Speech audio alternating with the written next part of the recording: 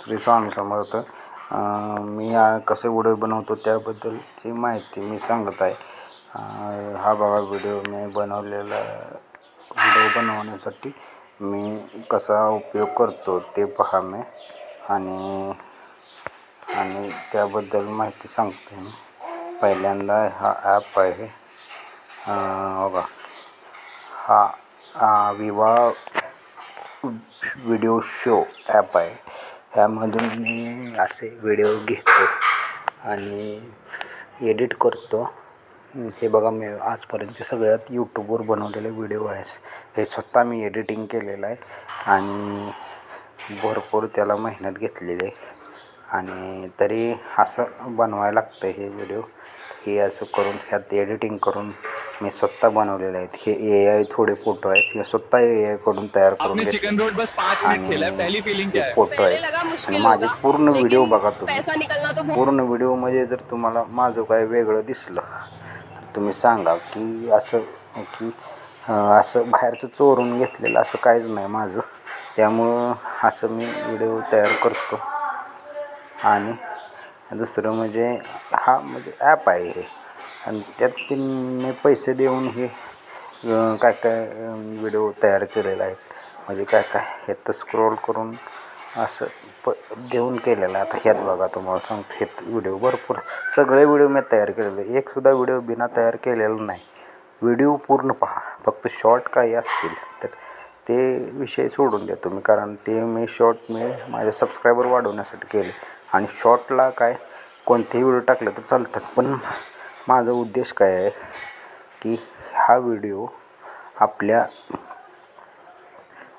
म्हणजे याद्वारे मी यूट्यूबला विनंती करतो संन्यासी हिमाद्रीच्या पायथ्याशीय दत्तदर्शनाकरिता तपश्चर्या करीत होता, परंतु दत्तदर्शन होईना म्हणून तो कंटाळून म्हणाला की एवढे क्लेश भोगून मी सांगितलेल्या मंत्राचे काहीच फल मिळाले नाही.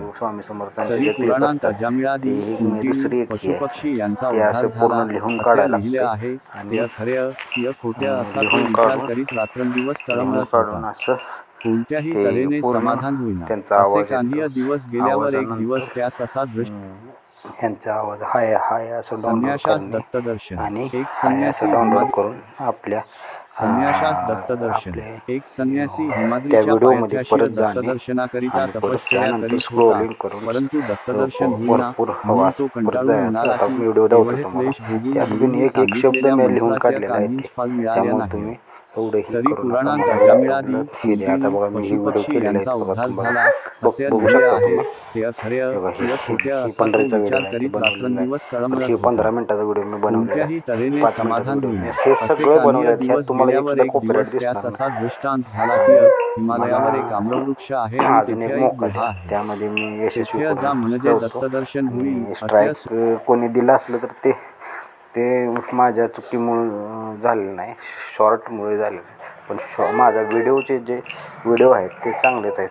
हे आता स्क्रोल करून जे घेतल्याशिवाय भोजन करू नको हे मी स्वतः एडिटिंग करून केलेलं आहे. आणि हे फोटोसुद्धा माझे हे जे नाहीत ते कॉपीराईट नाहीत, ते फोटो हे जे आहेत ते. त्यामुळे तुम्ही एवढंही करू नका. मला यूट्यूबचं चॅनलचं हे करण्यासाठी मला परवानगी द्या. मंगळवेढ्यास 60 वर्षांचा शूद्र होता. त्याचे बायको 52 वर्ष वयाची होती. तिला संतान नसल्या कारणाने ती फार कष्टी असे. बाई पतिव्रता असून फार भाविक होती. एकदा बसाप्पा तेलाची आणि तिची गाठ पडली. महाराजांची विचित्र लीला त्याने बाई सांगितली आणि उपदेश केला की तू स्वामींची भक्ती करीत जा. नित्य दर्शन घेतल्या शिवाय भोजन करू नको, म्हणजे श्रींचे कृपेन करून तुझे मनोरथ पूर्ण होतील. त्या दिवसापासून बाईने तसा नेम धरला.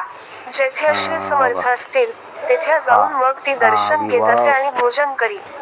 याप्रमाणे 2 वर्षे तिने केले.